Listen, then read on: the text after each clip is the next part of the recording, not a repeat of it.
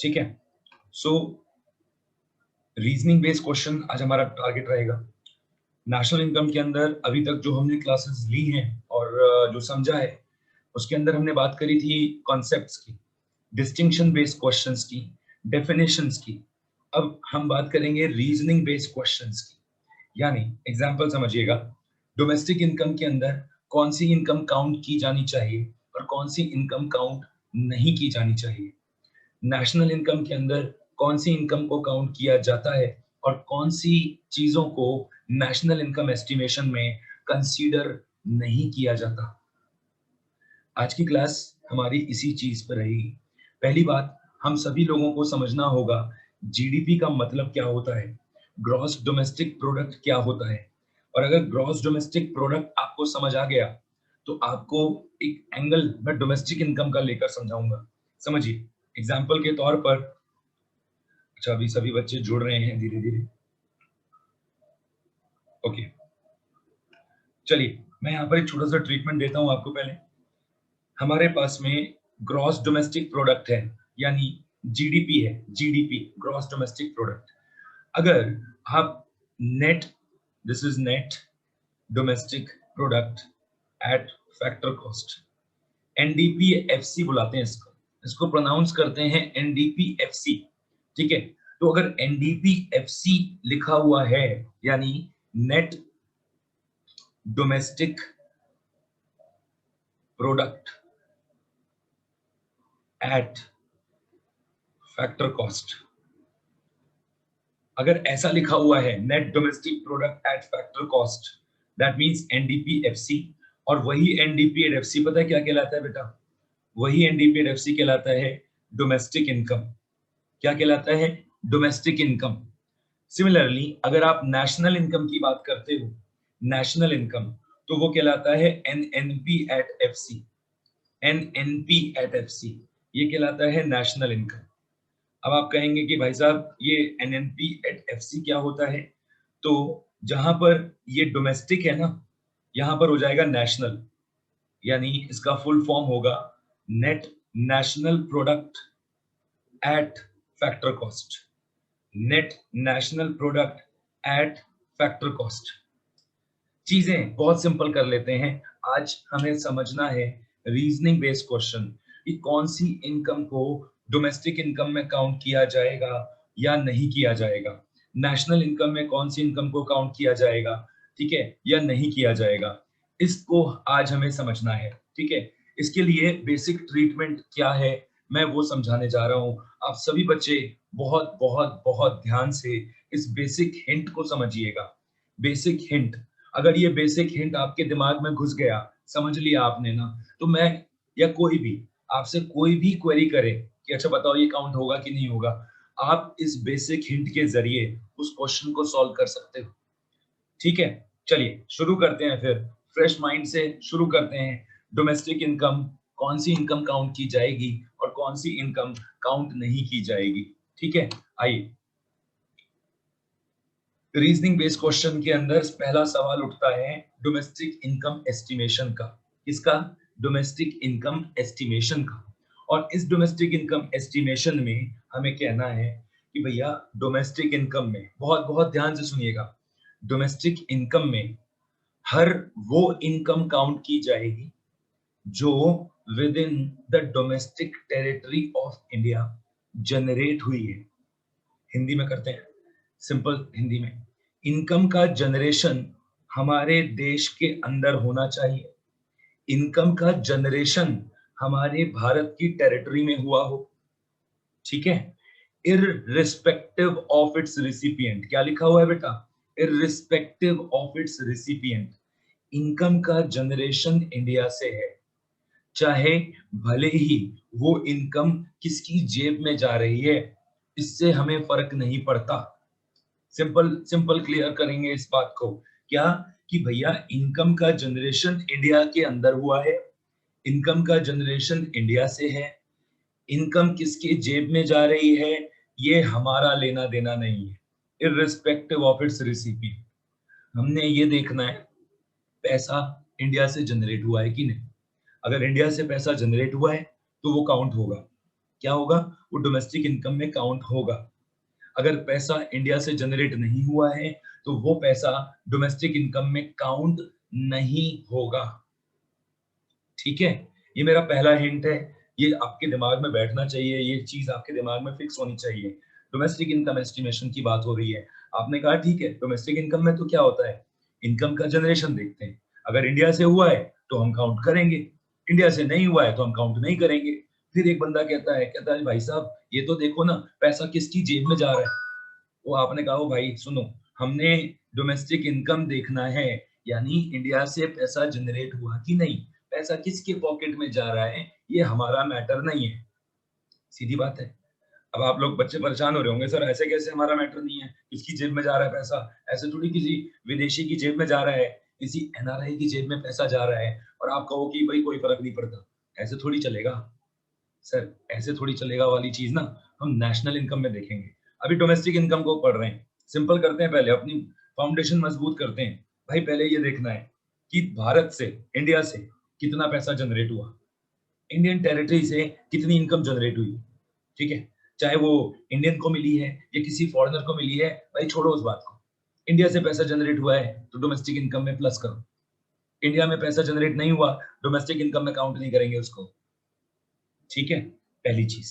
दूसरी चीज क्या है, सेकंड पॉइंट मेरा क्या कहता है, सुन लीजिए, only factor incomes, only factor incomes are included. याद करो बेटा, एक डिस्टिंक्शन पढ़ा रहा था मैं कल परसों की क्लास में, एक डिस्टिंक्शन पढ़ाया था, फैक्टर इनकम, ट्रांसफर इनकम, याद है। फैक्टर इनकम कमाया हुआ पैसा, ट्रांसफर इनकम यूं ही पैसा मिल गया है, भाई कमाया नहीं है। Scholarship, old age pension, subsidy, तुम्हारी पॉकेट मनी, कमाया नहीं है, मिल गया है। एक एनआरआई रहता है दुबई में, वहां से पैसा भेज रहा है फैमिली को अपनी, कमाया नहीं है, रिसीव किया है। तो सर दो बातें हैं, दो बातें डोमेस्टिक इनकम के लिए, पहली, इनकम का जनरेशन इंडिया से होना चाहिए, चाहे पैसा किसी के पॉकेट में जाए फर्क नहीं पड़ता। ठीक है, और दूसरा, दूसरी बात क्या है कि पैसा कमाया हुआ होना चाहिए, यूं ही मिल गया पैसा हम इनकम नहीं बोलते उसको। डोमेस्टिक इनकम रिकॉर्ड कर रहे हो भाई, डोमेस्टिक इनकम को चेक करने जा रहे हो, यूं ही मिल गया पैसा डोमेस्टिक इनकम में रिकॉर्ड नहीं होता, आई एम सॉरी। तो फैक्टर इनकम काउंट करेंगे, ट्रांसफर इनकम काउंट नहीं नहीं नहीं करेंगे। मेरे को कंफर्मेशन चाहिए आप लोगों से, क्या ये दो बातें जो मैं पढ़ा रहा था, क्या ये आपके दिमाग में घुस गई, क्या ये समझ आ गया आपको? Yes sir. क्लियर है ना कि भाई domestic sir. Income, domestic income, income India से जनरेट हुई कि नहीं, अगर हुई है डोमेस्टिक इनकम में प्लस कर देना है, यानी ऐड करना है। नहीं हुई है इंडिया से जनरेट, बाहर से हुई है, डोमेस्टिक इनकम में काउंट नहीं करना है। ठीक है भाई, चलिए अब हम बात करते हैं, हमारी अब फाइट है, क्वेश्चन लाओ हमारे सामने। हमने मंत्र पढ़ लिया, हमने हिंट पढ़ लिया है जी कि जी ये है, ये कॉन्सेप्ट है, कॉन्सेप्ट दिमाग में घुस गया है। अब हमारे सामने लाओ कौन सा क्वेश्चन ला रहे हैं। देखिए पहला क्वेश्चन आपके सामने आ रहा है, देखिएगा ध्यान से, रेंट पेड बाय, सुनिएगा ध्यान से, rent paid by the embassy of Japan, rent paid by the embassy of Japan, कहां पर, किसको, आपको। मान लीजिए सर आपकी प्रॉपर्टी है दिल्ली में, सुनिए ध्यान से, आपकी प्रॉपर्टी है दिल्ली में, वो दिल्ली की प्रॉपर्टी ना भाई आपने अरे गरे को नहीं दी है, दिल्ली की प्रॉपर्टी आपने जापानीज एम्बेसी को रेंट पे दे रखी है। किसको, जापानीज एम्बेसी को। हर महीने रेंट आ रहा है भाई, अकाउंट में हर महीने रेंट आ रहा है। मुझे बताओ, आंसर मत पढ़ना यार, देखो आंसर लिखा हुआ है यहाँ पर, आंसर पढ़ना मत, पहले मेरी बातों को ध्यान से देखना सुनना। रेंट आपको मिल रहा है, आप अपने आप को समझो, अपने आप को, रेंट आपको मिल रहा है, कहां से, आपकी प्रॉपर्टी से। कहां है जी प्रॉपर्टी, न्यू दिल्ली में, न्यू दिल्ली में प्रॉपर्टी है। न्यू दिल्ली में जो प्रॉपर्टी है ना सर, वो एवं किसी को नहीं दी है, वो हमने जापानीज एम्बेसी को रेंट पर दे रखी है। तो भाई टेक्निकली हर महीने रेंट मिल रहा है, क्या ये रेंट काउंट होना चाहिए? अब जवाब सुनिए, जवाब सुनिएगा, ये जो न्यू दिल्ली में जापानीज एम्बेसी है, इसका खर्चा कौन उठाता होगा? हाँ जी, जापान। इसका खर्चा जापान उठाता होगा ना। तो टेक्निकली अगर मैं गलत नहीं हूं तो मुझे बताओ, टेक्निकली आपको जो रेंट मिल रहा है ना अकाउंट में हर महीने, वो जापान से आ रहा है सर, इंडिया से नहीं।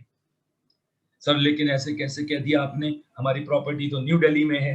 सर न्यू दिल्ली में जो प्रॉपर्टी है ना, उस प्रॉपर्टी के आगे बोर्ड लगा है जापानीज एम्बेसी, वो प्रॉपर्टी जापान का हिस्सा है, और उस प्रॉपर्टी के लिए जो आपको पैसा मिल रहा है वो जापान से आ रहा है, इंडिया से नहीं।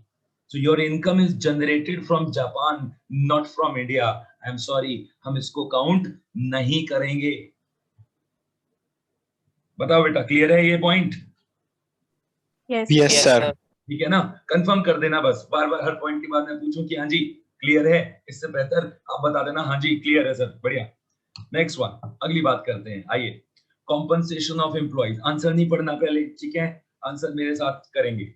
Compensation of employees to the residents of Japan working in Indian embassy. भाई उल्टा हो गया सीन, सीन उल्टा हो गया। हमारी एम्बेसी जापान में है, हमारी एम्बेसी जापान में है, और वहां पर ना हमारी इंडियन एम्बेसी में ना हमने एक लोकल पर्सन हायर किया हुआ है, हमने एक जापानीज रखा हुआ है अपनी इंडियन एम्बेसी में, ऑब्वियसली रखना पड़ता है लोकल पीपल, ठीक है। तो हमारी एम्बेसी, इंडिया की एम्बेसी जापान में, वहां पर एक जापानीज हमने हायर कर रखा है। उस जापानीज को ना भाई सुनो, उस जापानीज को हर महीने हम सैलरी देते हैं। तो बताओ, उस जापानीज को जो हर महीने सैलरी हम दे रहे हैं, क्या हमारे देश की डोमेस्टिक इनकम में काउंट होना चाहिए? काउंट होना चाहिए। क्यों? पता है रीजन? सुनो, वो जो उधर यानी जापान में हमारी एम्बेसी है ना, उसका खर्चा हम कहां से उठा रहे हैं? इंडिया से।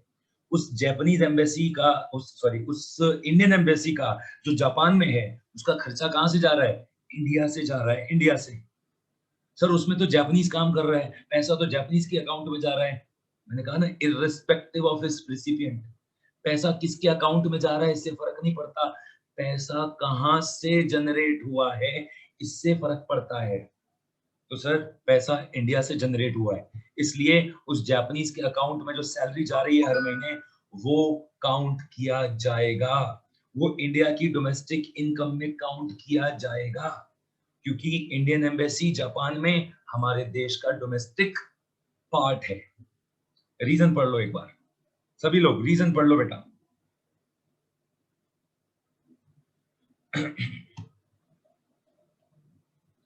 कंफर्म? आ गया समझ? रीजन बड़े ध्यान से लिखना। Yes, sir. कुछ बच्चे क्या करते हैं पता है, हम पूछते हैं उनसे कि भाई whether the following items are included in the estimation of domestic income, है ना, गिव रीजन। हम क्वेश्चन में लिखते हैं गिव रीजन, वो लोग लिखते हैं, क्वेश्चन पढ़ा जैसे ये वाला, लिख दिया यस, बस यस, अब आगे का तुम सर अपने आप लिख लेना, ठीक है। ऐसे नहीं चलता, रीजन लिखना पड़ता है, बिना रीजन लिखे आपको नंबर नहीं मिलेगा, ध्यान रखना। यस नो लिखने वालों को नंबर नहीं मिलेगा, ठीक है, समझ गए ना? यस तो क्यों, नो तो क्यों, रीजन डिफाइन करना पड़ेगा सर, बताना पड़ेगा। तो रीजन यहाँ पर मैं बता रहा हूँ क्या, कि Indian embassy is a part of domestic territory of India. ये जो इंडियन एम्बेसी है ना, वो हमारे देश का हिस्सा है, इसलिए उस जापानीज को जो पैसा दे रहे हैं वो हम दे रहे हैं, यानी काउंट किया जाएगा। ओके, थर्ड वन आई। आपकी एक बिल्डिंग है लंदन में, आपकी प्रॉपर्टी है सर एक लंदन में, उस प्रॉपर्टी से आपको रेंट मिल रहा है, जर्नल प्रॉपर्टी है आपकी, ठीक है, कोई बिल्डिंग है जो आपकी है लंदन में, और वो बिल्डिंग आपने लेट आउट कर रखी है, रेंट पर दे रखी है, तो आपको रेंट मिल रहा है हर महीने। तो बताइए क्या ये रेंट काउंट होना चाहिए? No. ये रेंट No, काउंट sir. नहीं होगा, है ना, ये रेंट काउंट नहीं होगा, because London is not a part of domestic territory of India. Rent आपका लंदन से जनरेट हुआ है, इंडिया से नहीं, इसलिए इसको काउंट नहीं किया जाएगा, ठीक है। नॉर्मल पॉइंट था, आई होप ये सभी को क्लियर होगा, है ना। आइए next one. Profits earned by a company in India which is owned by a non resident. बड़ा तगड़ा पॉइंट है जी, बड़ा तगड़ा पॉइंट है, सुनना जरा, ठीक है। एक कंपनी हिंदुस्तान में आती है और बिजनेस करने लग जाती है, एक कंपनी, मैं नाम लिख देता हूँ, एक कंपनी, ठीक है, इंडिया में आती है, ठीक है, और वो बिजनेस करने लग जाती है, आप लोगों को प्रोडक्ट बेचती है और आप लोगों से पैसा कमाती है। मुझे ये बताइए कि उस कंपनी के द्वारा कमाया गया पैसा यानी प्रॉफिट कहां से जनरेट हुआ है? India, sir. India. इंडिया से जनरेट हुआ है ना। ये जो कंपनी है, ये कोको कोला कहती है जी ये कार्बोनेटेड वाटर, ऐसे नहीं कहते कार्बोनेटेड वाटर, ये नहीं कहते हमने पानी में थोड़ा सा सोडा मिलाया है, कार्बोनेटेड वाटर बनाया है, चीनी मिलाई है, आपको दे रहे हैं, ऐसे नहीं बोलते, वो कहते हैं ये प्रोडक्ट है हमारा, ठीक है, एंड कोक ओपन्स हैप्पीनेस, ये नहीं लाओगे घर में तो खुशियां नहीं आएंगी, ठीक है ना, and we are consuming that product, they are making money, they are making profit. कहां पर? इंडिया में। तो प्रॉफिट जनरेट हुआ है within the domestic territory of India, that is why इसको काउंट करा जाएगा। समझ रहे हो, इसको काउंट किया जाएगा। क्यों? क्योंकि प्रॉफिट सर इंडिया में जनरेट हुआ है। कहां पर? डोमेस्टिक टेरिटरी में जनरेट हुआ है। ठीक है जी, रीजन कंफर्म्ड है?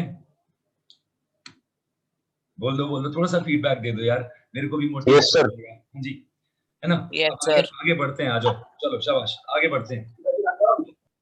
किसी को डाउट है बेटा? डाउट है तो पूछ लेना, वहीं पे रोक कर पूछना मेरे को कि सर ये डाउट है, दोबारा बता। ठीक है, आ जाओ, इस पॉइंट को समझो। Profit earn by the branches of foreign banks in India. Sir हमारी कंट्री में फॉरेन बैंक है क्या कोई? ऐसा थोड़ी होता है। हमारी कंट्री में तो हमारे देश के बैंक होते हैं, फॉरेन बैंक थोड़ी होता है। सर क्या लिख दिया आपने, ये गलत लिख दिया है लगता है।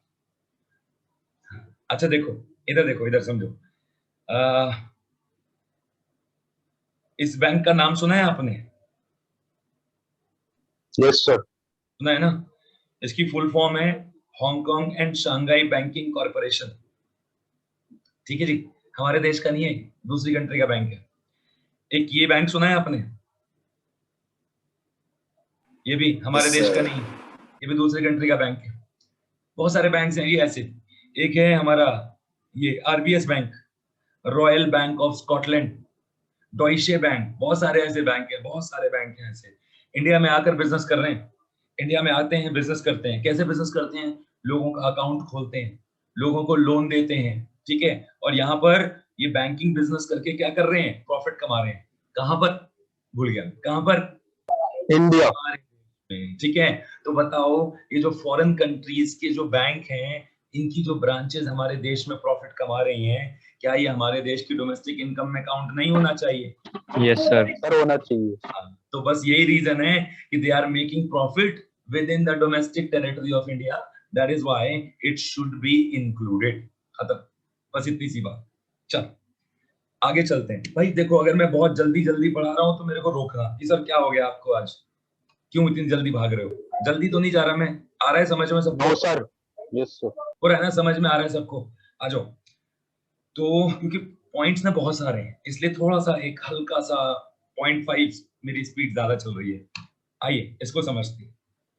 Profits earned by a resident of India from his company in Singapore. जरूरी है क्या भाई दूसरे देश की कंपनी हमारे यहाँ होगी तो हमारे देश की कंपनियां उनके देश में नहीं हो सकती क्या? हो सकती हैं। चलो, हमारे देश की कंपनी है सिंगापुर में, TCS, Tata consultancy services, Singapore में है, ठीक है। और ये टाटा कंसल्टेंसी सर्विसेज सिंगापुर में प्रॉफिट कमा रही है। तो बताओ, क्या ये प्रॉफिट काउंट होना चाहिए? No, No, sir. sir. नहीं काउंट होना चाहिए, because Singapore is not a part of domestic territory of India. हमारे देश में प्रॉफिट जनरेट नहीं हो रहा है, ठीक है। हमारी टाटा कंपनी है, सिंगापुर में है, हम मानते हैं, अच्छी बात है, लेकिन प्रॉफिट सिंगापुर में जनरेट हुआ है सर, इंडिया में नहीं। तो हम अपनी डोमेस्टिक इनकम में इसको काउंट नहीं करते। खत्म, बस इतनी सी बात थी। चलो हम इसको समझते हैं। पढ़ो जरा, पॉइंट क्या कहता है। सैलरी किसको मिल रही है? इंडियन रेजिडेंट्स को। कहाँ काम कर रहे हैं? रशियन एम्बेसी में। भाई साहब, रशियन एम्बेसी कहाँ है? यहाँ न्यू दिल्ली में, इंडिया में न्यू दिल्ली के अंदर, नई दिल्ली में। तो सोचो, सपोज अपना एग्जांपल ले लो ना, ठीक है, अपना एग्जांपल कि आप न्यू दिल्ली रशियन एम्बेसी में काम करते हो, हर महीने आपको सैलरी मिल रही है। तो बताओ, आपकी salary domestic income of India में काउंट होगी? No, sir. No, sir. क्योंकि उनके यहाँ से पैसा आ रहा है। हाँ, हमारे यहाँ से पैसा थोड़ी जनरेट हुआ। लेकिन अब एक बच्चा कहता है नहीं, क्यों सर, आप तो दिल्ली में जाते हो ना ऑफिस, आपका तो ऑफिस तो दिल्ली में है भाई, लेकिन जिस ऑफिस में मैं जाता हूँ ना, वो रशिया का है, वो रशिया का पार्ट है, हमारा देश का नहीं है। जिस ऑफिस में मैं जाकर काम करता हूँ वो रशिया का पार्ट है। टेक्निकली मेरी सैलरी भी ना भाई रशिया से आ रही है, इंडिया से नहीं। इसलिए इसको काउंट, हमारे देश की डोमेस्टिक इनकम में इसको काउंट नहीं किया जाएगा, ठीक है ना। अच्छा देखो, पॉइंट ऑफ व्यू जो होना चाहिए वो हमारे देश के रिस्पेक्ट में होना चाहिए। बच्चे देखो, थिंकिंग अच्छी है, out of the box thinking अच्छी चीज है, लेकिन बच्चे पता है क्या लिख देते हैं?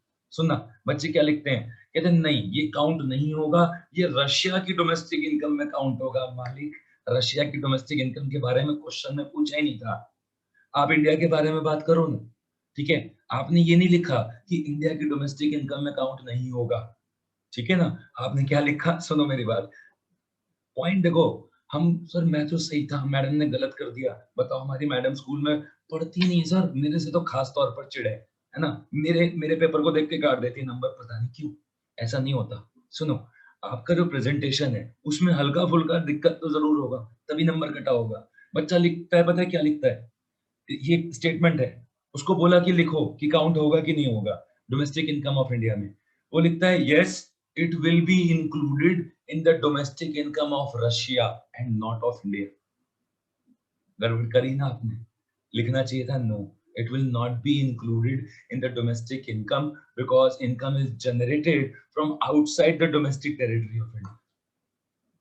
गड़बड़ कर रहे हो ना। यस ये काउंट होगा रशिया की डोमेस्टिक इनकम में। पूछा आपसे शेक्सपियर क्यों बनते हो, पूछा आपसे ये।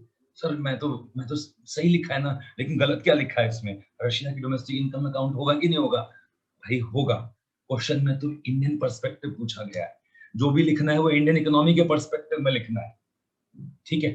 तो थोड़ा सा पॉइंट ऑफ व्यू, कौन से एंगल से लिख रहे हो जरा ध्यान रखना। आइए नेक्स्ट पॉइंट, अगले पॉइंट पे चलते हैं। देखो जी कॉमन पॉइंट आ रहे हैं, ये बड़े कॉमन पॉइंट है। ओल्ड एज पेंशन हो, स्कॉलरशिप हो, सब्सिडीज हो, फाइनेंशियल एड हो, फाइनेंशियल एड मतलब हेल्प, ठीक है। तो ये सब क्या आपने कमाया है, जानना चाहूंगा। No, sir. No no sir. Sir. कमाया कमाया नहीं है ना। और याद करो डोमेस्टिक इनकम का मंत्र नंबर 2, जो सेकंड मंत्र पढ़ाया था मैंने, क्या था, सिर्फ कमाया हुआ पैसा। Factor income. फैक्टर इनकम, बढ़िया जी। तो ये तो फैक्टर इनकम नहीं लग रहा मेरे को, जब नहीं लग रहा तो ये काउंट नहीं होगा। सर ओल्ड एज पेंशन हो या स्कॉलरशिप हो या सब्सिडीज हो या फाइनेंशियल एड हो या remittances from NRI to their families in India, ये सारी चीजें ना कमाया हुआ नहीं है, ये बस रिसीव किया हुआ है। कमाया नहीं है तो डोमेस्टिक इनकम में काउंट ही नहीं करते, हम तो जी कमाया हुआ पैसा काउंट करते हैं, ठीक है। ये और पॉइंट हो गया। आइए अगली बात करते हैं, ये खतरनाक पॉइंट है, सब लोग जाग जाओ। अगर कोई सो रहा है तो, एक जर्नल इंटरेस्ट में बात कर रहा हूं मैं, जाग जाओ अगर कोई सो रहा है तो, क्योंकि अब जो पढ़ाने जा रहा हूँ ये बहुत क्रूशियल है। 4 चीजें जोड़ूंगा मैं, 4 चीजें, ठीक है। जुड़ना जरा इस पॉइंट के साथ बेटा। देखो आपको पता है, अगर किसी कंपनी को, सुनना बेटा ध्यान से, इधर उधर की बातें कुछ नहीं कर रहा मैं, सिर्फ काम की बातें कर रहा हूं। अगर किसी कंपनी को पैसों की जरूरत होती है ना, तो उसके पास में 2 ऑप्शन होते हैं, ठीक है। एक होता है डेट और एक होता है इक्विटी। डेट का मतलब, बेटा मेरे अलावा भी कोई बोल रहा है, मेरे अलावा भी कोई बोल रहा है, बातें नहीं करेंगे। अगर कोई डाउट है तो डायरेक्टली मेरे से क्वेश्चन करेंगे, थोड़ा सा तेज मेरे से क्वेश्चन कर लेंगे डायरेक्टली, ठीक है। चलो लेकिन यहाँ कॉन्सेंट्रेट करो बेटा, कॉन्सेंट्रेट करो। चलो 2 रास्ते होते हैं, एक होता है डेट और एक होता है सर इक्विटी। डेट का मतलब होता है कि हम बैंक से लोन मांग लेंगे, बैंक से उधार मांग लेंगे, ठीक है। और एक रास्ता होता है कि हम अपनी कंपनी के शेयर्स बेच देंगे। क्या बेच देंगे बेटा, शेयर्स बेच देंगे, शेयर्स, ठीक है। सुन, कंपनी के फाइनेंस मैनेजर ने बोला कि सर आप लोन मत लो, बैंक का जो इंटरेस्ट रेट चल रहा है वो 17% चल रहा है बिजनेस लोन के लिए, बड़ा महंगा है सर, इतने में तो कमाई नहीं होगी। कमाएंगे क्या हम, 17% इंटरेस्ट पे लोन लेंगे तो कमाएंगे क्या, छोड़ो बैंक से लोन मत लो। फिर क्या करें, पैसा तो चाहिए, बिजनेस करना है, पैसा चाहिए, क्या करूं फिर। तो हमारे फाइनेंस मैनेजर ने हमें बोला कि सर एक काम करो, अपनी कंपनी के ना शेयर्स बेच दो। समझना समझना बड़ा, शेयर्स का मतलब क्या होता है। शेयर्स सर अपने अपनी मेहनत के पैसे से, मैं अपनी बात कर रहा हूँ, चलो अपनी मेहनत के पैसे से मैंने ये कंपनी शुरू करी थी, और आज तक अभी तक मेरी कंपनी में ना सारे डिसीजन मैं खुद लेता हूँ, मैं अकेला मालिक हूँ कंपनी का, सारे डिसीजन मैं खुद लेता हूँ और मैं किसी को इंटरफेयर नहीं करने देता। आज हालात खराब हैं, मेरे को मेरी कंपनी के लिए पैसों की जरूरत है, मैं बैंक से लोन मांगने गया, 17% इंटरेस्ट पे उसने मेरे को लोन के लिए बोला। मैंने कहा भाई साहब इतने में मैं कमाऊंगा क्या, 17% आप ही को दे दूंगा तो मेरे लिए क्या बचेगा, रहने दो, अपना लोन अपने पास रखो। फिर टेंशन हो गई कि यार पैसा कैसे आएगा। अब मैंने फैसला क्या किया है, मैं जिस पैसे से मैंने ये कंपनी खड़ी करी है, मैं लोगों से पूछता हूँ, क्या आप मेरे साथ मेरी कंपनी में शेयर होल्डर बनना चाहेंगे? क्या आप मेरी कंपनी में पैसा लगाना चाहेंगे? ठीक है, बहुत सारे इन्वेस्टर्स होते हैं, बहुत सारे शेयर होल्डर होते हैं जो स्टॉक मार्केट में शेयर्स में पैसा लगाते हैं। ठीक है, मैंने कहा sir today I am ready to sell my shares, सारा नहीं, थोड़ा सा, ये नहीं सारा बेच दोगे, नहीं, थोड़ा सा बेच रहा हूं मैं। मान लो I am ready to sell my 10% shares, जितनी बड़ी मेरी कंपनी है उसके सिर्फ 10% शेयर्स में बेच रहा हूं। इफ यू आर इंटरेस्टेड, मैं वेलकम करता हूं आपको। ठीक है, सुनना, मैं कौन हूं? मैं कंपनी का ओनर हूं, मैं अपने शेयर्स बेच रहा हूं, और आप लोग जो घर बैठे मेरे को देख रहे हो, सुन रहे हो, आप लोग मेरी कंपनी के लिए इन्वेस्टर, हाइपोथेटिकल है, एग्जांपल है खाली, ठीक है, समझना, आप लोग मेरी कंपनी के लिए इन्वेस्टर हो। आपने कहा सर वी आर रेडी, हम आपकी कंपनी में इन्वेस्टमेंट करेंगे। बढ़िया, चलो जी, अब बात करते हैं, इधर देखिए, अब बात करते हैं, कंपनी को पैसों की जरूरत है, शेयर होल्डर्स हम इनवाइट कर रहे हैं। अच्छा जी, कौन है शेयर होल्डर? ये लो, मैं आपकी फोटो बना रहा हूँ, ठीक है, आपकी फोटो है। अच्छा, आप कौन हो जी? नाम क्या था आपका? आपका नाम था इन्वेस्टर। आपने क्या दिया मुझे? आपने कहा लो सर, आपकी कंपनी के शेयर की कीमत कितनी है? मैंने कहा जी 100 रुपए का एक शेयर है। क्या, कितने रुपए का है? 100 रुपए का एक शेयर है। तो आपने बोला ठीक है जी, एक शेयर मेरे को दे दो। आपने मुझे 100 रुपए दिए, अमाउंट पे मत जाना, खाली कॉन्सेप्ट को समझना। आपने मुझे 100 रुपए दिए, सर ये लो पैसे, ठीक है। अच्छा, फिर मैंने कहा कि थैंक यू। आपने कहा सर थैंक यू नहीं, इसका सबूत क्या है? इसका सबूत क्या है कि मैंने आपको 100 रुपए दिए? मैंने कहा अच्छा रुको, मैं आपको, सुनना, कंपनी आपको क्या देती है? एक सर्टिफिकेट देती है, जिसको आप क्या कहते हैं? Share certificate.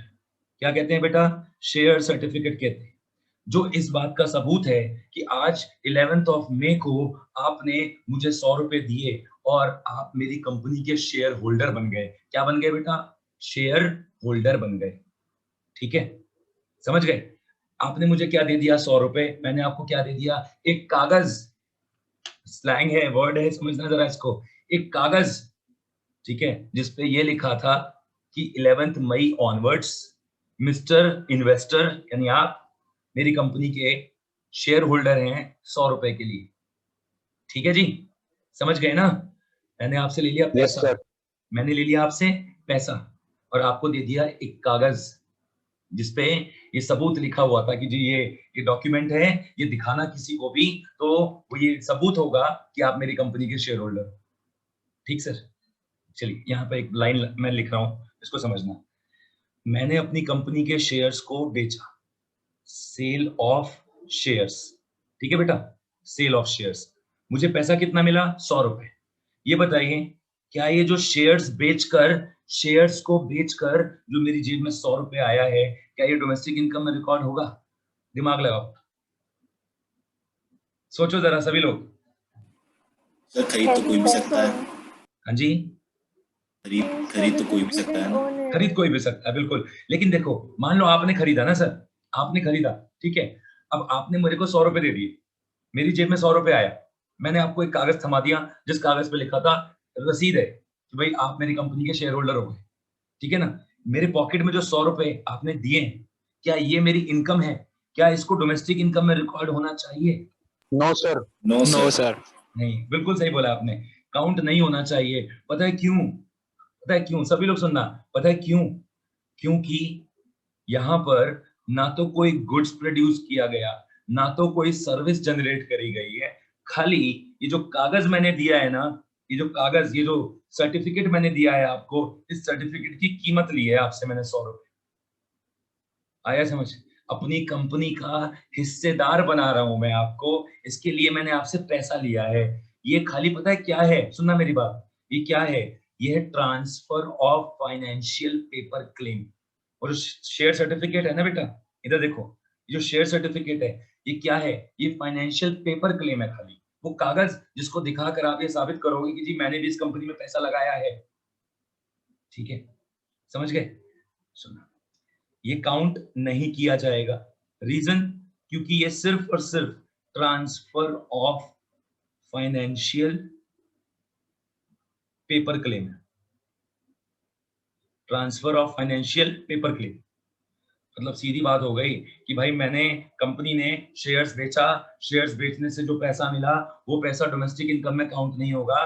लोग कहते हैं कि भाई तुमने क्या किया, तुमने क्या किया, तुमने लोगों से पैसा लिया और उनको कागज दे दिया, वो कागज जिसको दिखाकर ये लोग खुश हो रहे हैं कि जी मैंने, देखो मैंने पैसा लगाया, आज से मैं इस कंपनी का शेयर होल्डर हो गया। देश के लिए कुछ किया क्या आपने? क्या इन्वेस्टमेंट किया आपने? अभी गुड्स एंड सर्विस प्रोड्यूस हो गया क्या? नहीं ना, तो हम क्यों काउंट करें इसको? हमने कहा ठीक है, आपकी बात भी बिल्कुल वैलिड है सर। अच्छा ठीक है, यहां तक ये समझ आया कि नहीं आया? शेयर्स बेचने से जो पैसा मिलेगा वो पैसा काउंट नहीं किया जाएगा। ये बात समझ आई? हाँ या ना, बता दो। Yes sir. Yes sir. आ गया ना? अच्छा, अब देखो जो मैं बताने जा रहा हूँ, 4 पॉइंट है बेटा, इसमें बहुत क्रूशियल है, इसीलिए बोला था मैंने अगर कोई सो रहा है तो जाग जाना, ठीक है? बहुत क्रूशियल पॉइंट है। अब पता है क्या, इन्वेस्टर यानी आप लोग, ये फोटो आपकी है, ठीक है? ये आप लोग ना मेरे को जानते थे, ठीक है, ना आप कंपनी को जानते थे, ना कंपनी आपको जानती थी, ठीक है जी? ना आप मुझे जानते थे, ना मैं आपको जानता था, ठीक है? हम दोनों को मिलवाने का काम पता है किसने किया है? हम दोनों को मिलवाने का काम किया है मिस्टर एक्स ने। मिस्टर एक्स कौन है जी? हाँ जी, मिस्टर एक्स कौन है? ये है जी शेयर ब्रोकर, ठीक है? कौन है ये? शेयर ब्रोकर है ये, शेयर ब्रोकर। इनका काम क्या है? इनका काम यही है, शेयर ब्रोकिंग, मतलब लोगों को, इन्वेस्टर को पकड़ना कि आ जाओ भाई, तुम्हारा पैसा लगाता हूं मैं कंपनी में, बढ़िया कंपनी है, तुम्हारा पैसा डबल करा दूंगा, ठीक है? और कंपनी को बोला पैसों की जरूरत है ना, रुको मैं इन्वेस्टर लेकर आता हूँ, ठीक है? कॉन्सेप्ट समझ रहे हो ना? तो अब ये शेयर ब्रोकर ने कहा इन्वेस्टर को, आपको, कि भाई 100 रुपए लगाने हैं, मैं लगवाता हूँ एक अच्छी कंपनी में, पैसा डबल हो जाएगा कुछ दिनों में। आपने कहा लगवा दो यार, ठीक है? अच्छा, कंपनी को जरूरत थी, मुझे जरूरत थी, मुझे मिस्टर एक्स ने बोला, कहते भाई चिंता मत करो, लेकर आता हूँ इन्वेस्टर, मेरा ख्याल रखना बस, इनका ख्याल रखना। सुनो, आपको फायदा दिलवाने का काम कर रहा है, इन्वेस्टर को फायदा दिलवाने का काम कर रहा है, कंपनी को पैसों की जरूरत थी, पैसा दिलवाने का काम कर रहा है। ये कोई फरिश्ता थोड़ी है, ये फरिश्ता थोड़ी है कि जी मैं तो आया था आप लोगों का मिलन करवाने के लिए, मिल गए ना, मेरा काम हो गया, मैं चला। ऐसा नहीं है। ये कहता भाई मेरा बिजनेस है ये, मेरा काम है ये, और इसके लिए मेरे को कमीशन चाहिए, ठीक है? कमीशन चाहिए। तो सर इधर देखो, ब्रोकर्स कमीशन बताओ काउंट होना चाहिए क्या डोमेस्टिक इनकम में? No sir. नहीं काउंट होना चाहिए? यस सर, होना चाहिए शायद। होना चाहिए। देखो बेटा, आंसर है होना चाहिए। पता है क्यों? क्योंकि ये बंदा तो काम सर्विस कर रहा है। प्रोवाइड कर रहा है सर, हाँ, service ये तो provide सर्विस प्रोवाइड कर रहा है ना, इसका तो रिवॉर्ड है। ये क्या बोला मैंने? ये वर्ड बोल दिया मैंने, ये है रिवॉर्ड ऑफ प्रोडक्टिव सर्विसेज। वो कहता है भाई मेरी क्या गलती है, तुम अपना कागज दो, तुम पैसा लो, लेकिन तुम दोनों को मिलवाने का जो काम है ये मेरा डेली बिजनेस का है, ये मेरा डेली कोर्स ऑफ एक्शन है, और भैया ये प्रोडक्टिव सर्विस है मेरी। इसके लिए जो मैं कमा रहा हूँ ना, सुनो इधर, इसके लिए जो कमा रहा हूँ ये मेरी क्या है? Factor income. फैक्टर इनकम तो काउंट होता है ना बेटा, ठीक है? ये है ब्रोकर्स कमीशन, कि अगर ब्रोकर को कमीशन दिया गया है सेल ऑफ शेयर्स में या परचेज ऑफ शेयर्स में, ब्रोकर को कमीशन गया है, तो ब्रोकर का कमीशन काउंट होगा, क्योंकि वो बेचारा अपनी मेहनत का पैसा कमा रहा है, ये उसकी मेहनत है, रिवॉर्ड है प्रोडक्टिव सर्विस का। अच्छा, कुछ बच्चे हमारे यहाँ पर राइम मैच करा देते हैं, अवार्ड लिख कर आते हैं, कहते हैं जी अवार्ड है प्रोडक्टिव सर्विस का। भैया अवार्ड नहीं है, रिवॉर्ड बोलते हैं। पहले सर्विस दी है फिर मिला है पैसा, रिवॉर्ड है, कॉम्पनसेशन है। अवार्ड तो होता है कि भाई ठीक है हम आपको दे रहे हैं खरीद, ठीक है ना? अवार्ड यूनिलेटरल होता है, ये बायलेटरल है, ठीक? नेक्स्ट वन, अगला पॉइंट देखना, आपने 100 रुपए दिए अपनी मेहनत का पैसा, और सर 2 साल हो गए, सुनना मेरी बात, 2 साल हो गए आपका पैसा लेकर बैठा हुआ हूं मैं अपना बिजनेस कर रहा हूं, मतलब आपसे पैसा लेकर 100 रुपए लेकर आपसे, अमाउंट पे मत जाना, सुनना मेरी बात, 100 रुपए लेकर आपसे मैंने ये पैसा पता किधर लगा दिया? इधर देखो इधर, ये मेरा प्रोजेक्ट था, प्रोजेक्ट, ठीक है? इस प्रोजेक्ट में मैंने ये पैसा लगाया आपका। पैसा चाहिए था तो क्यों चाहिए था बिजनेसमैन को? बिजनेसमैन को पैसा क्यों चाहिए? बिजनेस करने के लिए। तो भाई आपसे ये पैसा लिया और मैंने इस प्रोजेक्ट में लगा दिया पैसा। इस प्रोजेक्ट से देखना, इधर इधर देखना, छोटा सा लिख रहा हूं मैं, इस प्रोजेक्ट से कंपनी को हुआ है क्या? दिख रहा है किसी को लिखा हुआ? प्रॉफिट। क्या मिला कंपनी को? प्रॉफिट। ठीक है, कंपनी को क्या मिला है? प्रॉफिट। अच्छा, अब मेरे लिए ब्रेक का टाइम है भाई। देखो मैं इतनी देर से बोल रहा हूँ, थोड़ा सा थक गया मैं। मेरे को समझाएगा कोई कि अगर कोई कंपनी प्रॉफिट कमा लेती है तो वो प्रॉफिट के कितने टुकड़े करती है? सर जितने पार्टनर होते हैं और शेयर होल्डर को भी सर उतना मिलता है। हाँ, तो देखो अब मैं करेक्ट कर दूं, थोड़ा सा करेक्ट कर दूं। कंपनी में पार्टनर तो नहीं होते, कंपनी में पार्टनर नहीं होते, पार्टनरशिप फर्म में पार्टनर होते हैं। ये तो कंपनी है ना सर, शेयर बेच रहे हैं ना ये लोग। तो प्रॉफिट मिला है आज इनको, और प्रॉफिट के कितने टुकड़े करेंगे ये, कितने हिस्से करेंगे प्रॉफिट के, थोड़ा सा बता। सर जितने शेयर होल्डर होंगे, जितने शेयर होल्डर होंगे। अच्छा, ठीक है ठीक है ठीक है। जितने शेयर होल्डर हैं सभी शेयर होल्डर में प्रॉफिट बांट देता हूँ।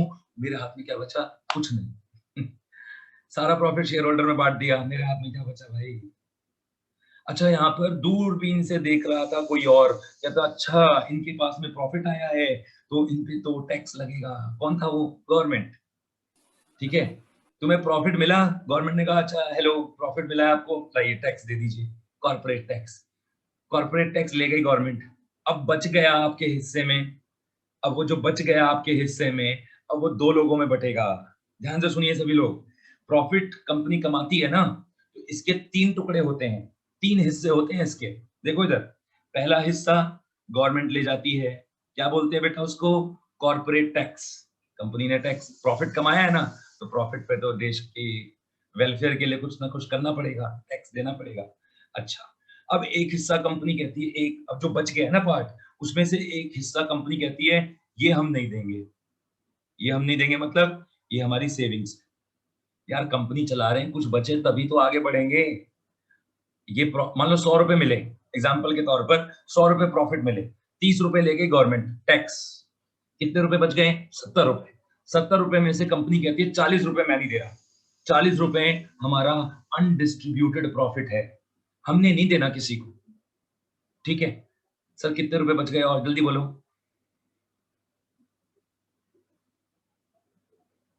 कितने रुपए बच गए? 100 रुपए। 100 रुपए थे, ठीक है, 30 रुपए गवर्नमेंट ले गई, 40 रुपए आपने अपने पास रख लिए, सर 30 रुपए 30 रुपए बच गए ना।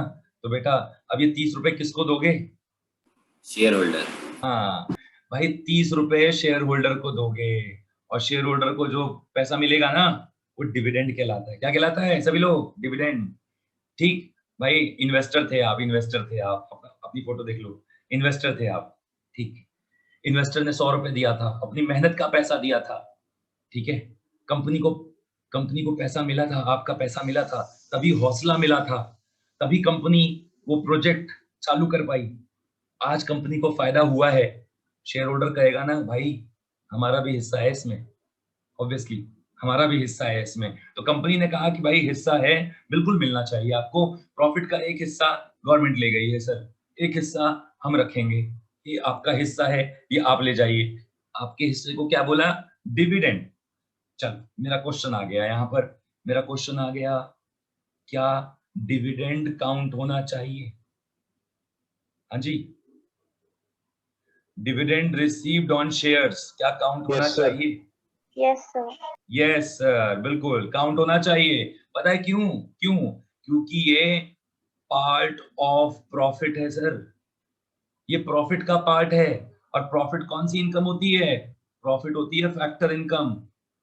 भाई मेरे कमाया हुआ पैसा है ये, आपकी मेहनत का कमाया हुआ पैसा कंपनी ने यूज किया, और उस पैसे से उसने प्रॉफिट कमा लिया।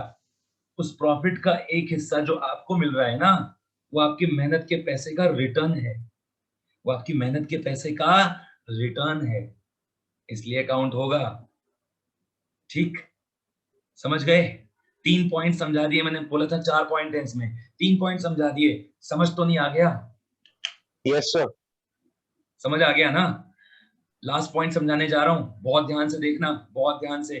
ठीक है, आज जैसे मैंने बताया ना आप लोग इन्वेस्टर्स हैं, आप में से एक इन्वेस्टर बोलता है कि भाई इस कंपनी के शेयर्स पिछले 3 साल से मेरे पास हैं, आज मैं बेच रहा हूं। अब ये इन्वेस्टर अब परेशान हो गया, कहता है ना अब मैं बेच रहा हूं। बस बहुत हो गया। पता है क्यों? पता है क्यों बेच रहा है? अंदर की बात बताऊं? आज मार्केट में ये 100 रुपए का जो खरीदा गया शेयर था ना, इसकी कीमत 350 रुपए हो गई है। अब कहता है कि मैं बेच रहा हूं इसको, अब नहीं रखूंगा मैं। ठीक है, अब सुनना मेरी बात ध्यान से सुनना। कंपनी वापस नहीं करेगी इसको 350 रुपए, कंपनी नहीं लौटाएगी। ठीक है, इस इन्वेस्टर ने यानी आपने कंपनी को बोला कि सर मैं अपने शेयर बेचना चाहता हूं, ठीक है, मेरे दे दो पैसे। आज मार्केट में आपके शेयर की कीमत 350 रुपए है, लाओ मेरे पैसे दे दो, मैं जा रहा हूं।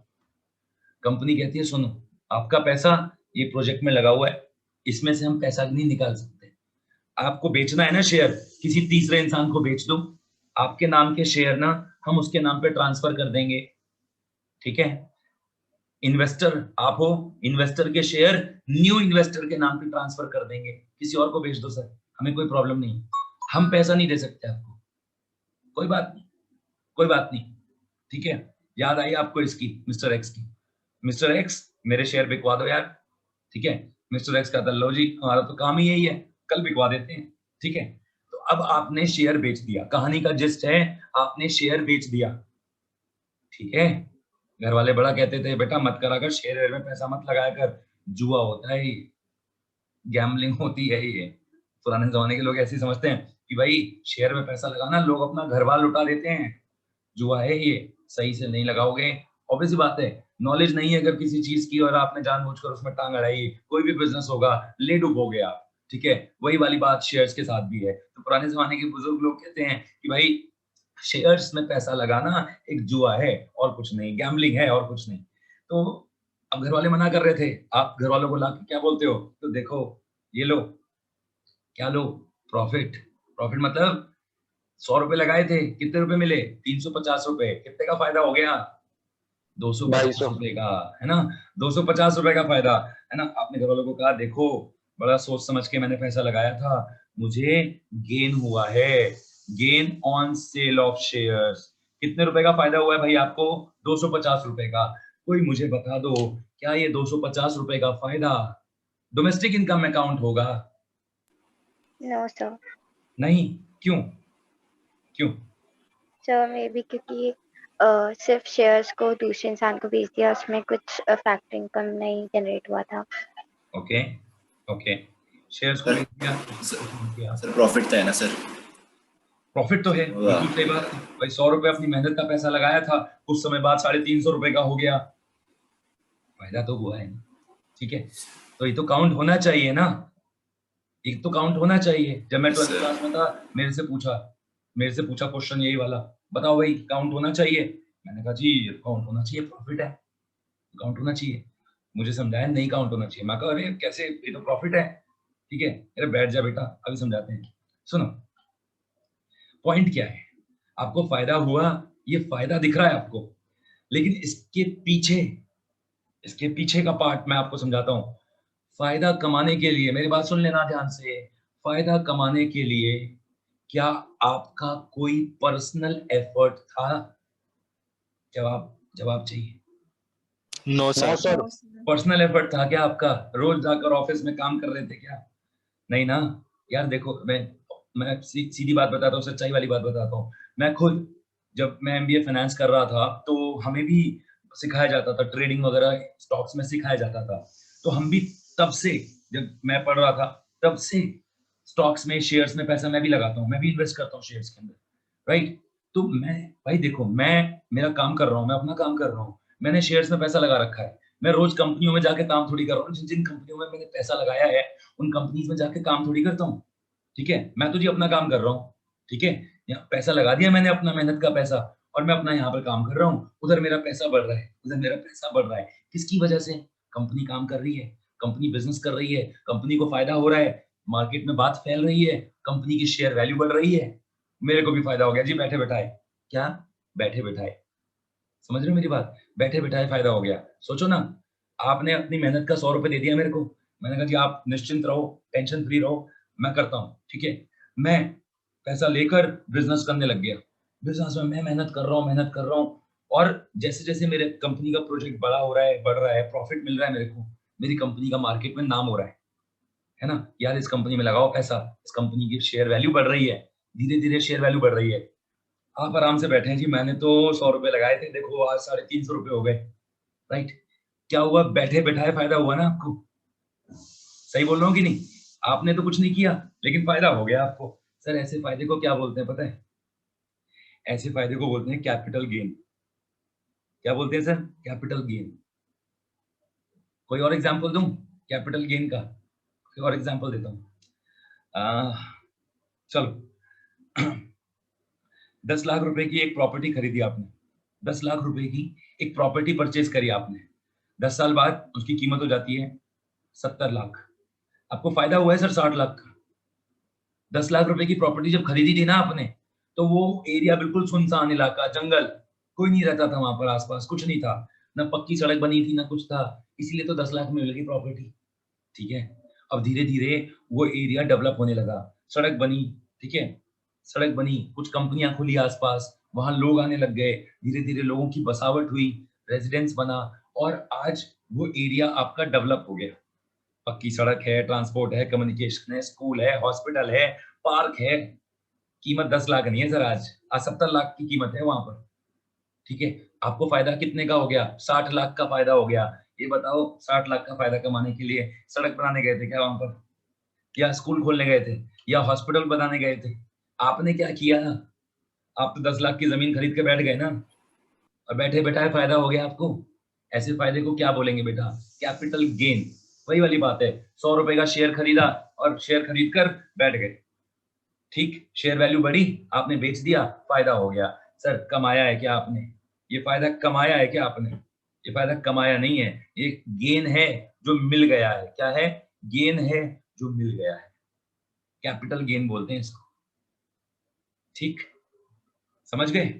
तो ये यस काउंट, सर। ये काउंट होगा कि नहीं होगा? No sir. नहीं होगा, बिल्कुल सही। चल, तो ये पॉइंट्स है बेटा, बहुत क्रूशल है, बहुत मतलब टाइम लेकर मैंने समझाया है इसको, बहुत क्रूशल है। नेशनल इनकम में भी आएगा ये, ठीक है। तो डोमेस्टिक इनकम के लिए जो 4 चीजें बताई है ना डोमेस्टिक इनकम में, ये काउंट होगा नहीं होगा। मैं आपको बता दूं एक अच्छी चीज, नेशनल इनकम के लिए भी सेम आंसर है। डोमेस्टिक इनकम हो या नेशनल इनकम हो, दोनों के लिए सेम आंसर है, चारों पॉइंट्स के लिए सेम आंसर है, ठीक। आइए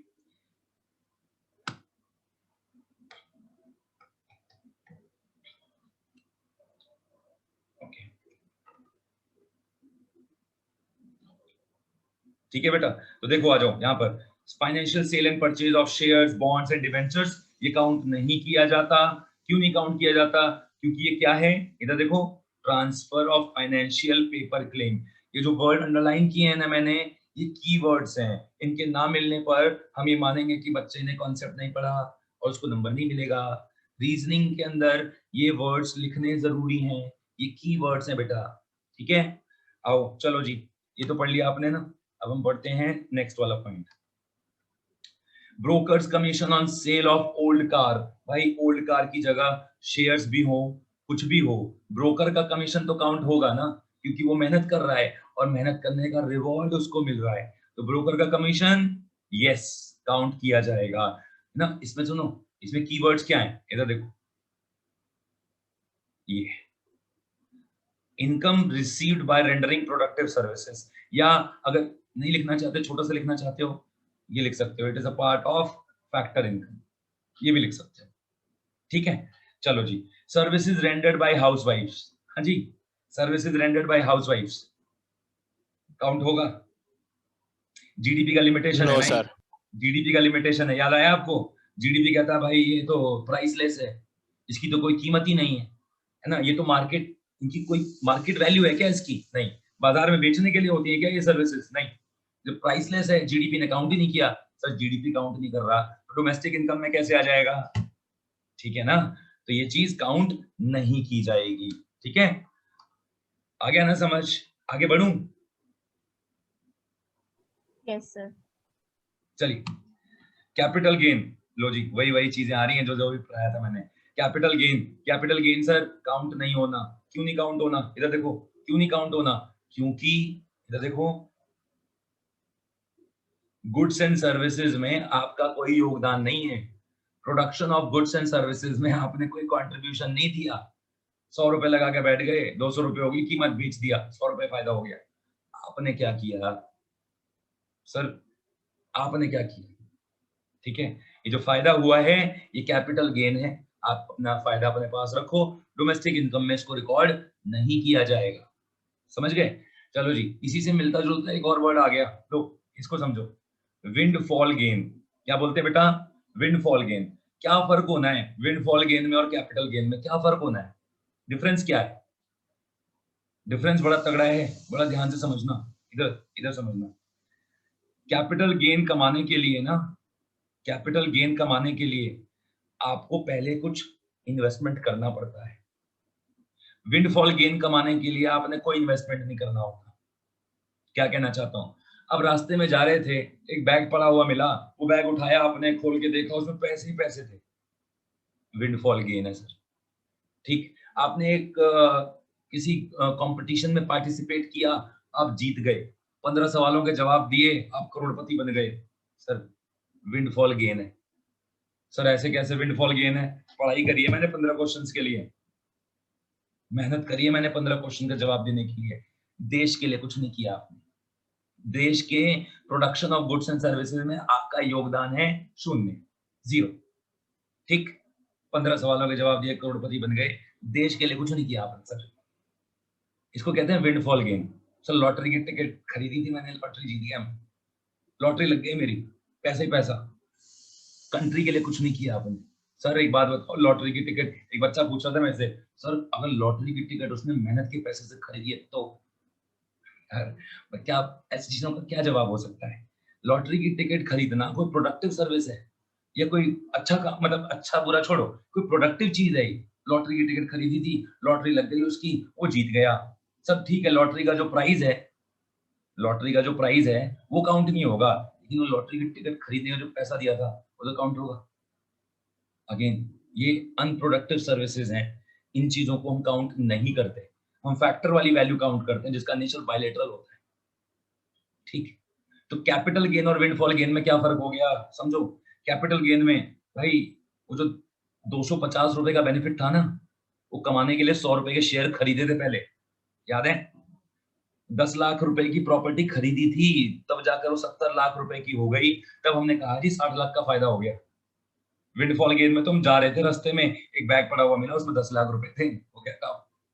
ठीक है, तो विंडफॉल गेन में हमने कुछ इन्वेस्टमेंट नहीं किया, लेकिन कैपिटल गेन में, कैपिटल गेन कमाने के लिए आपको पहले कुछ करना पड़ता है। ठीक है जी, आगे समझ, कैपिटल गेन विंडफॉल गेन में क्या फर्क होता है? दोनों ही काउंट नहीं होते, लेकिन फर्क है दोनों में। डोमेस्टिक इनकम में दोनों ही काउंट नहीं होते, लेकिन सर दोनों में फर्क है, ये फर्क बताया मैंने। ठीक, चलें आगे। Yes sir. नेक्स्ट वन, इसको देखिए, remittances from non resident Indians to their families in India. वो दुबई में मेरा रिश्तेदार रहता है, वहां से फैमिली को पैसा भेजता है। ठीक है, क्या फैमिली यहाँ पर पैसा कमा रही है या रिसीव कर रही है? रिसीव कर रही है, है ना। रिसीव करना मतलब कमाया नहीं है, कमाया नहीं है तो ट्रांसफर हो गया। ठीक है, और ट्रांसफर सर काउंट नहीं किया जाता, देख लो आंसर, नो काउंट नहीं होगा। ठीक है, अच्छा इस वाले पॉइंट को पढ़ो, बड़ा अच्छा पॉइंट है ये। Free meal to employees by the employer of the organisation. समझना जरा इसको। ठीक है, देखो जब आज हम कंपनी में, किसी कंपनी में काम करते हैं ना, सैलरी के तौर पर हमारा एक पैकेज होता है। क्या होता है बेटा? पैकेज। उस पैकेज में बड़ी चीजें होती हैं। ठीक है, बड़ी चीजों में एक होता है कैश इन हैंड, आपको पैसा अकाउंट में कितना मिलेगा। ठीक है, एक होता है आपका प्रोविडेंट फंड, पीएफ का बेनिफिट, एक होता है आपका रिटायरमेंट फंड, एक होता है कैश इन काइंड। सर एक बेनिफिट होता है कैश इन काइंड बेनिफिट, पता है क्या होता है? सुनो, बड़ा मजेदार है। कैश इन काइंड बेनिफिट क्या होता है? ये होता है कि जैसे कंपनी को ज्वाइन कर रहे हो आप, ठीक है, तो कंपनी ने आपको एक मोबाइल फोन दे दिया और कहा कि जब तक हमारी कंपनी में काम करोगे तब तक ये मोबाइल फोन आप यूज करो, इसका कोई चार्ज नहीं लेंगे हम आपसे। अच्छी बात है। एक लैपटॉप दे दिया कंपनी ने, ठीक है जी, लैपटॉप यूज करो जब तक हमारी कंपनी में हो। सर एक रहने के लिए फ्लैट दे दिया, फ्लैट, उसका किराया नहीं लेती कंपनी हमसे, सही है यार, ये बढ़िया कंपनी है ना, फ्लैट दे दिया है रहने के लिए कि इसमें अच्छी रहो, कंपनी है। है ना, अच्छी कंपनी है, किराया नहीं देना पड़ता, इसको पता है क्या बोलते हैं, रेंट फ्री अकोमोडेशन। बहुत बढ़िया है जी। जब तक इस कंपनी में काम कर रहे हो, एक फ्लैट मिला हुआ है, ठीक है, मोबाइल मिल गया, लैपटॉप मिल गया, यूज करो भाई। क्या है, कैश इन काइंड है, कैश नहीं मिला, पैसा नहीं मिला, लेकिन पैसे की वैल्यू तो मिली है ना, वर्थ तो मिली है ना पैसों की। अगर वो फ्लैट नहीं मिलता, किराए पे रहना पड़ता कहीं, या मकान लेना पड़ता कहीं, समझो। अगर अगर कंपनी में काम करते, आने जाने के लिए कुछ होता, या काम करने के लिए लैपटॉप चाहिए होता, खरीदना पड़ता, मोबाइल खरीदना पड़ता, कंपनी ने दे दिया है भाई। अच्छा, एक चीज और है, एक चीज और है, कुछ अच्छी कंपनियां कहती हैं कि कैफेटेरिया में बिल नहीं देना आपको, आपको कूपन्स दिए जाएंगे, टोकन्स दिए जाएंगे, और वो टोकन्स आप रिडीम कराओगे, आपको कैफेटेरिया में पैसे देने की जरूरत नहीं है, ठीक है। इसका मतलब क्या हो गया, फ्री फ्री लंच या रिफ्रेशमेंट। देखा होगा कंपनी में कॉफी वेंडिंग मशीन लगी होती है, जितनी कॉफी पीने पी लो यार, नो चार्ज, ठीक है। समझिए क्या है ये, आपकी सर्विसेज को कॉम्पनसेट किया जा रहा है सर। एक बात बताओ, अगर आप इस कंपनी में काम नहीं करते, ठीक है, तो क्या आपको ये मोबाइल फोन मिलता, ये लैपटॉप मिलता, ये रेंट फ्री अकोमोडेशन मिलता, क्या ये फ्री लंच आपको मिलता? आपको पता चल जाएगा कि जी अच्छा, इस कंपनी में फ्री लंच मिलता है ना, और आप इस कंपनी के एम्प्लॉय नहीं हो। ऐसा होता है क्या कि दूसरी कंपनी में काम करते हो, उसका आपकी कंपनी में फ्री लंच नहीं मिलता, आप कहते हो चलो यार उस कंपनी में फ्री लंच करके आते हैं? होगा ऐसा? नहीं हो सकता ना ऐसा पॉसिबल। तो सर ये जो सर्विस है, ये जो फ्री मील दिया जा रहा है एम्प्लॉइज को, ये उनकी सर्विसेज को कॉम्पनसेट किया जा रहा है। या तो कैश दे देते, कैश नहीं दिया, उनको फ्री मील प्रोवाइड किया जा रहा है, ये उनकी सर्विसेज का कॉम्पनसेशन है। मेरे वर्ड को कैच करना, ये उनकी सर्विसेज का कॉम्पनसेशन है, ठीक है। और कॉम्पनसेशन मतलब कमाया हुआ पैसा है, कमाया हुआ। तो बेटा ये काउंट किया जाएगा। ये क्या है, हाँ जी क्या है ये, part of compensation, part of compensation of employees. अच्छा, हमारे टैलेंटेड स्टूडेंट्स होते हैं यहाँ पर, कुछ टैलेंटेड स्टूडेंट्स पता है क्या करते हैं, it is a part of consumption of employees. भाई साहब वर्ड पढ़ते भी नहीं है सर, मैं जल्दी में था, अरे यार क्या लिख दिया मैंने, कंजम्पशन ऑफ एम्प्लॉइज लिख कर आते हैं। मैं आपको लगेगा कि सर ये कौन करता होगा, ये तो सर ऐसे ही बोल रहे हैं, ये कौन करता होगा, लिटरली मैं कोई शौक नहीं है ये सब, ये इसके लिए मैं टाइम नहीं लगा सकता ये सब जोक बनाने के लिए। लिटरली मैं कॉपियां चेक करते हुए ऐसी गलतियों को पकड़ता हूँ। Consumption of employees, consumption of employees क्या होता है भाई? अरे सर मैं तो कॉम्पनसेशन लिखना चाहता था, जल्दी में था ना, सॉरी। ये ब्लंडर होता है, सिली मिस्टेक नहीं है, ठीक है। तो थोड़ा सा ध्यान से, बिल्कुल जो कीवर्ड्स हैं कम से कम उसमें तुम लोग मैनिपुलेशन मत करो, कीवर्ड्स में मैनिपुलेशन मत करो भाई, ठीक है। ये समझ आ गया? ये वाली स्लाइड जल्दी बोलो। Yes sir. चलते हैं आगे, लास्ट स्लाइड बताता हूँ बस, खाली बहुत सारी हैं अभी इसमें, बहुत सारी स्लाइड्स हैं, लास्ट स्लाइड पढ़ाने दो। चलो ये वाला, expenditure on education of children by family. एक फैमिली अपने बच्चों की पढ़ाई लिखाई पर जो पैसा खर्च करती है, क्या ये पैसा काउंट होना चाहिए? आप कहोगे नहीं सर। यस सर, होना चाहिए। होना चाहिए। एक बच्चे से पूछा मैंने, एक बच्चे से पूछा कि भाई ये होना चाहिए काउंट, कहता नहीं सर ये अनप्रोडक्टिव है। मैंने कहा अनप्रोडक्टिव क्यों है? भाई तुम नहीं पढ़ोगे तो अनप्रोडक्टिव हो जाएगा क्या? खर्चा तो कर रहे हैं ना, वो अपनी मेहनत का कमाया हुआ पैसा तुम्हारी एजुकेशन तो दे रहे हैं, तो वो तो प्रोडक्टिव एक्सपेंडिचर है भाई।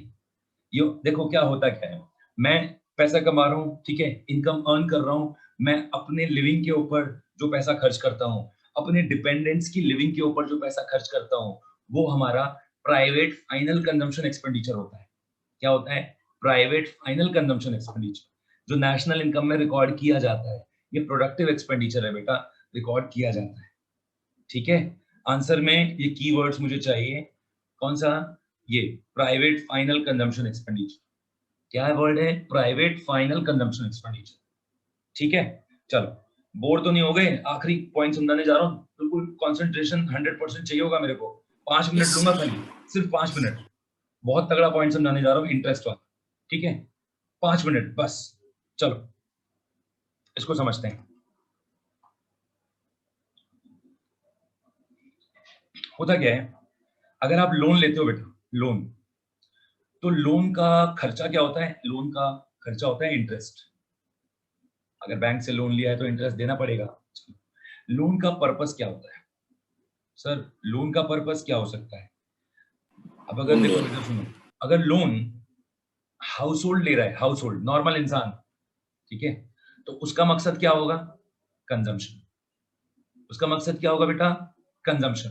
कंजम्पशन मतलब, सर कंजम्पशन मतलब गाड़ी खरीदनी है, घर खरीदना है, बच्चों की एजुकेशन के लिए लोन लेना है, पर्सनल लोन लेना है अपने लिए, पर्सनल मतलब इन द सेंस कि ये जो हाउस होल्ड नॉर्मल इंसान जो लोन लेता है ना घर के लिए, उसका पर्पस इन्वेस्टमेंट नहीं होता, वो उससे कुछ कमाने की कोशिश नहीं करता, वो अपने खर्चों के लिए, अपनी जरूरतों के लिए लोन लेता है, उसको कहते हैं कंजम्पशन। अच्छा, लेकिन सोचो इधर, एक बिजनेसमैन अगर किसी के लिए लोन लेता है, बिजनेसमैन का पर्पस क्या होता है भाई? Invest. हाँ, इन्वेस्टमेंट करना। बिजनेसमैन कहता है भाई सुनो इधर, मैंने जो लोन लिया है ना, इस लोन के पैसे से बिजनेस में लगाऊंगा ये पैसा, और उस पैसे से और पैसा कमाऊंगा। समझ गए? ठीक है ना? चलो एक एग्जांपल देता हूँ, मैं गया एक कार के शोरूम में, ठीक है, गाड़ी खरीदने के लिए। समझना जरा, ध्यान से समझना, एक ही एग्जांपल में समझ आ जाएगा। 5 मिनट मांगे मैंने आपसे, फुल कंसंट्रेशन। कार खरीदने गया, कार, ठीक है। अब कार खरीदने गया मैं, ठीक है सर, मैं गाड़ी खरीद रहा था, और वहां पर एक पर्सन और था, ठीक है ना, उसका नाम था मिस्टर उबर, ठीक है, समझ। तो मैंने गाड़ी खरीदी, कहता जी भाई साहब आप ये वाली कार खरीद रहे हो, अच्छी कार है ये। मैंने कहा हाँ, पैसा भी अच्छा है। कहता मैं भी वही गाड़ी खरीद रहा हूँ। मैंने कहा मुबारक हो आपको भी। कहते सर एक बात बताओ, आप ये गाड़ी मतलब कौन सा नंबर लोगे? मैंने कहा प्राइवेट। प्राइवेट मतलब पर्सनल यूज के लिए। मेरा पर्पस क्या था? हाँ जी, मेरा पर्पस था पर्सनल यूज के लिए। कहता मैं तो जी, मेरा नाम उबर है, ठीक है, मैं टैक्सी सर्विस देता हूँ, और मेरा पर्पस है गाड़ी खरीदने का, टैक्सी में यूज करूंगा। मैंने कहा ठीक है, आपकी चॉइस है, चलिए। फिर कहता है भाई साहब गाड़ी लोन पर है? मैंने कहा हाँ जी लोन पर है। कहता मुबारक हो, मेरा भी सेम पिंच, मेरा भी लोन ये है। सब क्यों पूछ रहे हैं? मैंने कहा यार ठीक है, छोड़ो मेरे को, क्यों, है ना। तो अब समझो, मेरी बात समझना जरा यहाँ पर, मैं कौन हूं? मैं हूं हाउस होल्ड, ठीक है। ये कौन है बंदा? ये है फर्म, कंपनी है ये, ठीक। दोनों ने क्या खरीदा? कार। मेरा पर्पस था पर्सनल यूज, इसका पर्पस था टैक्सी। टैक्सी मतलब इन्वेस्टमेंट। सही है जी, ठीक है। ये स्टोरी समझ गए इतनी? फाइनल क्लाइमेक्स आ गया। 1 महीने बाद मैं गाड़ी में जा रहा था, और रेड लाइट पर ना वही इंसान दिख गया दोबारा। मैंने कहा यार ठीक है, मैं अवॉइड कर रहा था, कह रहा भाई साहब, मैंने कहा बताइए गाड़ी कैसी चल रही है? मैं कहा ठीक है। कहते और कितनी किस्त जा रही है इसकी? किस्त मतलब समझ रहे हो, इंस्टॉलमेंट, ठीक है। मैंने बोला 20,000 रुपए जा रही है महीना। कहता सेम पिच। मैंने कहा यार ये अजीब आदमी है। कहता 20,000 मैं भी दे रहा हूँ, ठीक। अब समझना, फिर कुछ चिढ़ाने लग गया मेरे को। चिढ़ाने पता कैसे लग गया? कहता लेकिन बुरा मत मानना भाई साहब, मेरे को 20,000 रुपए देते हुए ना दुख नहीं होता, आपको होता होगा। मैं कहा क्यों? क्यों?